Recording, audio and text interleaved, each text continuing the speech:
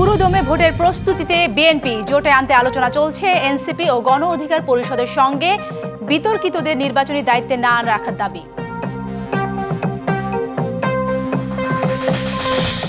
47 থেকে এখন পর্যন্ত সব ভুলের জন্য বিনা শর্তে ক্ষমা চাইলেন জামায়াতের আমির। বললেন, ব্যক্তি বা সংগঠন কেউই ভুলের ঊর্ধ্বে নয়।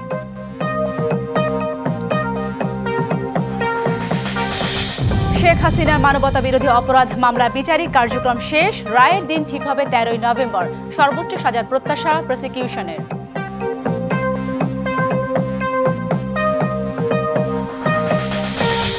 শিক্ষার্থী নিহতের ঘটনায় জড়িতদের বিচার দাবিতে রাজধানীর ফার্মগেটে সড়ক অবরোধ করে বিক্ষোভ। যানবাহন চলাচলে ব্যাহত, ভোগান্তি।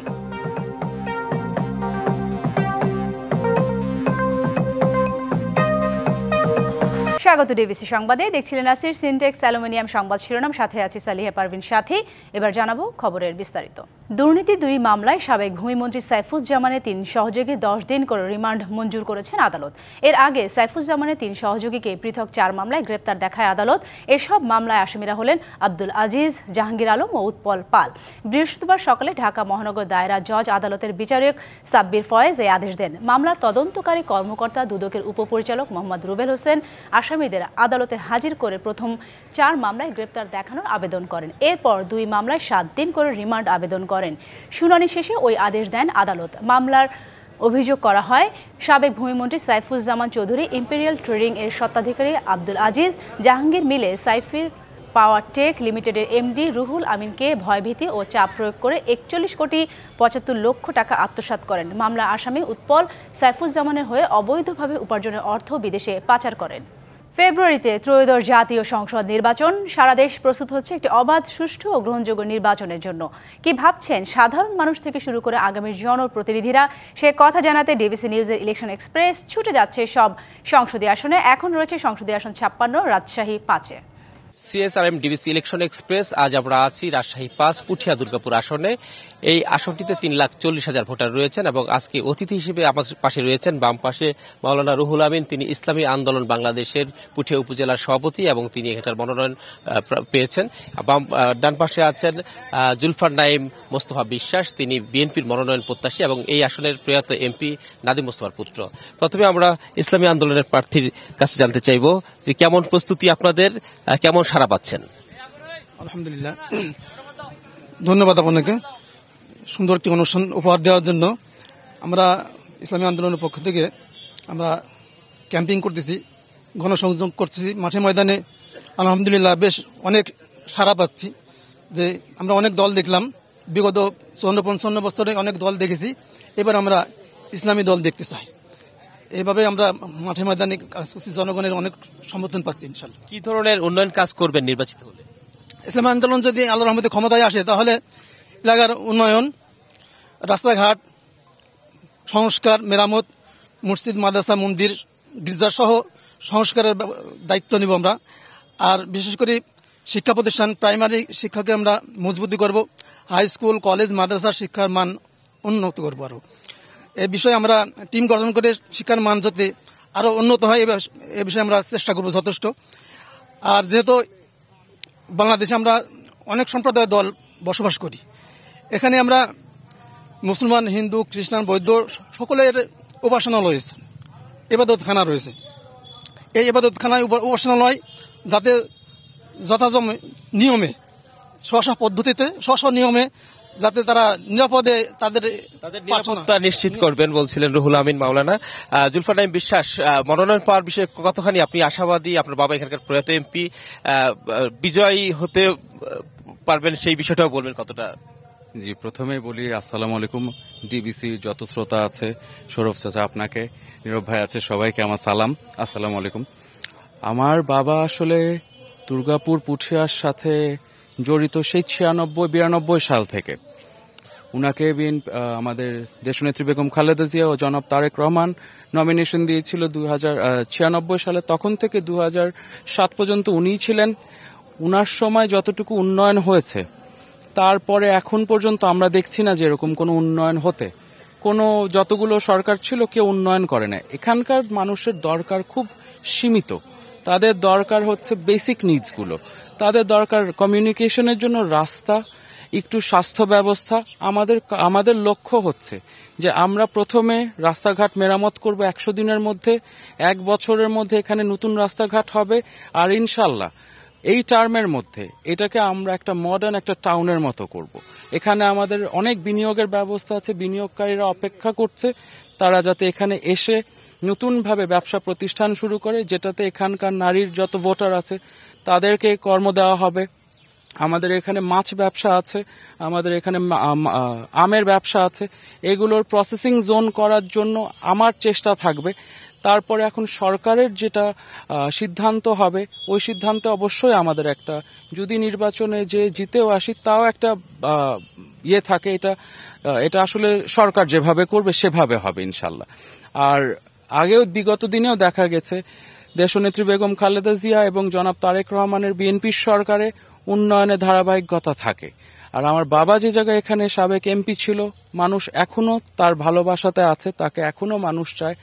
তো আমরা ইনশাল্লাহ ওই উন্নয়নের ধারাবাহিকতা ধরে রাখবো।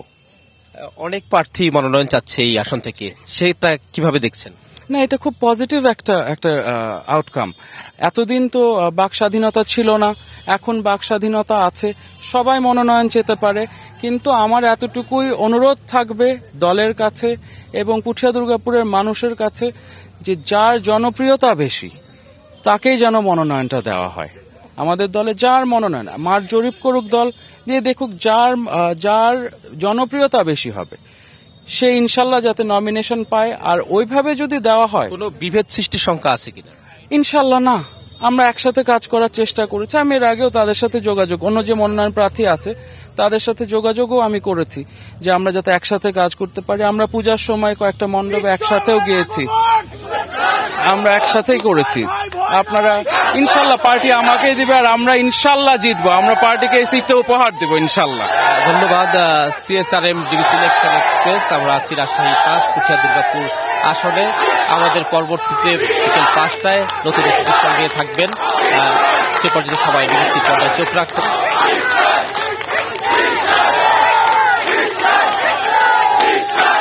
মিরপুরে সিরিজ নির্ধারণী তৃতীয় ওয়ানডেতে ওয়েস্ট ইন্ডিজের বিপক্ষে টস জিতে ব্যাটিং করছে বাংলাদেশ। এই ম্যাচে দুদলই অপরিবর্তিত একাদশ নিয়ে মাঠে নেমেছে। শেষ খবরে টাইগারদের সংগ্রহ বিনা উইকেটে 124 রান। মিরপুরের স্পিন সহায়ক পিচে দুই ওপেনার সাইফ হাসান ও সৌম্য সরকার এদিন ধীরস্থিরভাবেই শুরু করেন ব্যাটিং। হাফ সেঞ্চুরি তুলে নিয়েছেন সৌম্য, তাকে সঠিক সঙ্গটাই দিচ্ছেন সাইফ। এদিকে দ্বিতীয় ওয়ানডেতে নিশ্চিত জয় হাতছাড়া করেছে বাংলাদেশ, সেই সাথে হাতছাড়া হয়েছে র্যাঙ্কিংয়ের 9-এ ওঠার সুযোগও। উইন্ডিজদের হোয়াইট ওয়াশ করা গেলে র্যাঙ্কিংয়ে এক ধাপ এগোতে পারত টাইগাররা। দর্শক, এই ম্যাচ নিয়ে বিস্তারিত জানাতে মিরপুরে আছেন আমাদের এই সহকর্মী শাহরিয়ার হোসেন, যুক্ত হচ্ছে তার সাথে। শাহরিয়ার, আজকে তো টাইগারদের দুই ওপেনার উড়ন্ত সূচনা করেছে, কি মনে হচ্ছে আপনার কাছে? উইকেট কি কিছুটা ব্যাটিং সহায়ক হয়েছে কিনা আগের থেকে? আসলে এই ম্যাচ যখন শুরু হয়েছে এবং যখন দুই ওপেনার যখন অ্যাটাকিং অ্যাপ্রোচে ব্যাটিং শুরু করছিল, অনেকের মুখে শোনা যাচ্ছিল যে উইকেট কি রাতারাতি বদলে গেল কিনা, কিন্তু আসলে ব্যাপারটা এরকম না। উইকেট কিন্তু আগেরটাই আছে, তবে উইকেটের আচরণ আজকে কিছুটা ভিন্ন দেখা গিয়েছে। কারণ প্রথম ওয়ানডে যে খেলা হয়েছিল যে উইকেটে, ওই উইকেটেই কিন্তু এই ম্যাচটা খেলা হচ্ছে। তবে প্রথম ওয়ানডের আগে যেহেতু উইকেটটা কয়েকদিন ঢাকা ছিল, সেই ক্ষেত্রে হয়তো একটু ব্যতিক্রম আচরণ করেছিল। তবে আজকে কিন্তু তার থেকে একটু বেটার। তবে এমন না যে উইকেটের টার্ন নেই। তবে এই উইকেটেও যে বাংলাদেশ যে এত ভালো ব্যাটিং করছে সেটাও সাধারণত হয়ে ওঠে না। এজন্য বলছি, কারণ সব কিছু আসলে ডিপেন্ড করে হচ্ছে আপনার মাইন্ডসেটের উপর। আপনি কি মাইন্ডসেটে খেলতে চান। আপনি যদি আপনার কাছে যদি খুব কঠিন উইকেট থাকে কিন্তু আপনার মাইন্ডসেট যদি ঠিক থাকে, তাহলে কিন্তু আপনার সার্ভাইভ করাটা অনেকটা ইজি হবে। আর যদি আপনার মাইন্ডসেটটাই যদি আপনি আগের থেকে ধরে রাখেন যে আপনি 200 রান করবেন বা 220 রান করবেন, সেই কঠিন উইকেটে এই রানটা করবেন এবং সেই রানটা আপনি ডিফেন্ড করবেন, তখন কিন্তু আপনার জন্য সেই সার্ভাইভ করাটা খুব কঠিন হবে।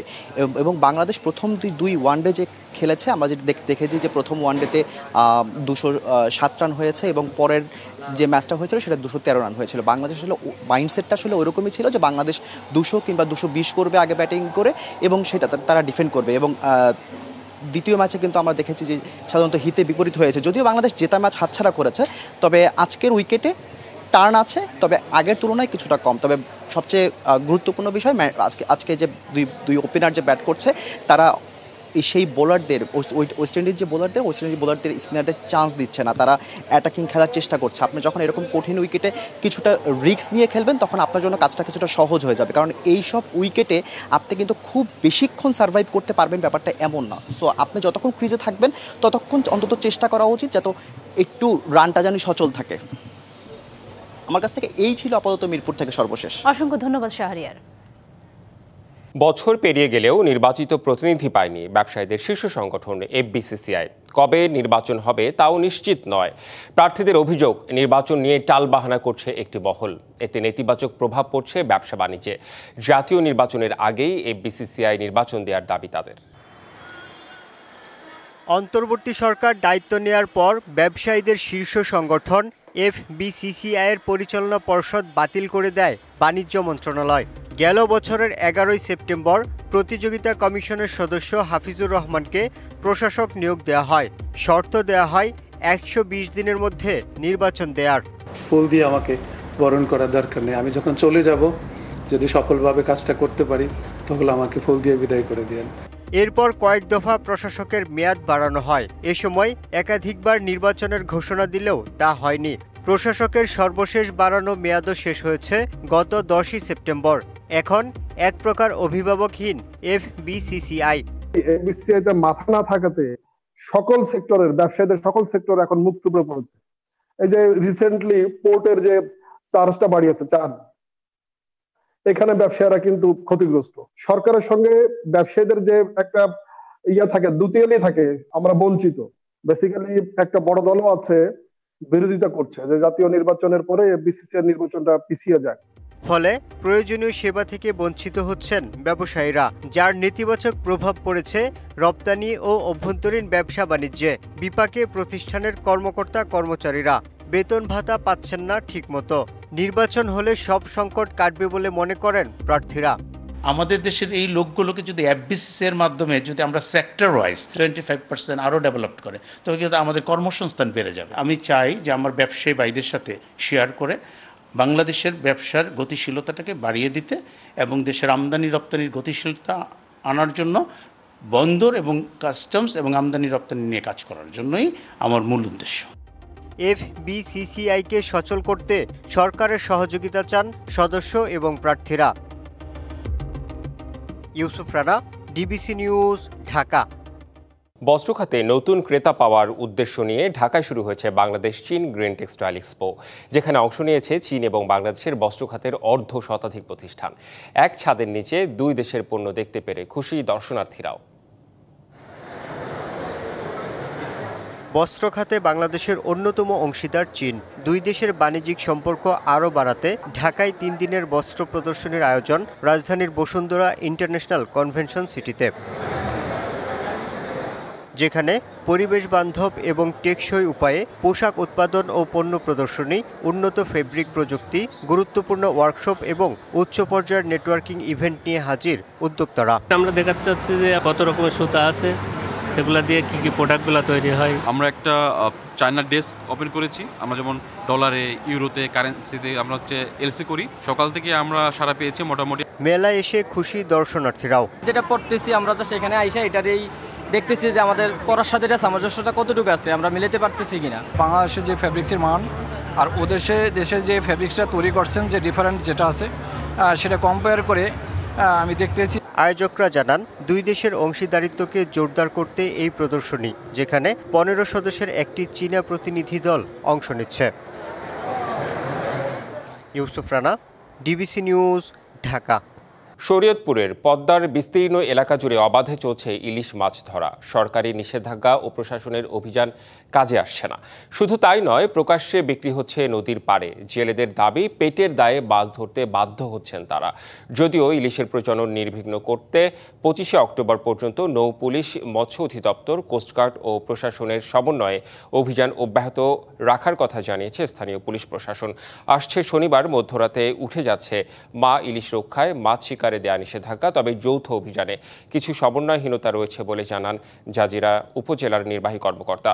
যৌথ অভিযানে কিছু সমন্বয়হীনতার কারণেই এমনটা হচ্ছে বলে জানায় স্থানীয় প্রশাসন।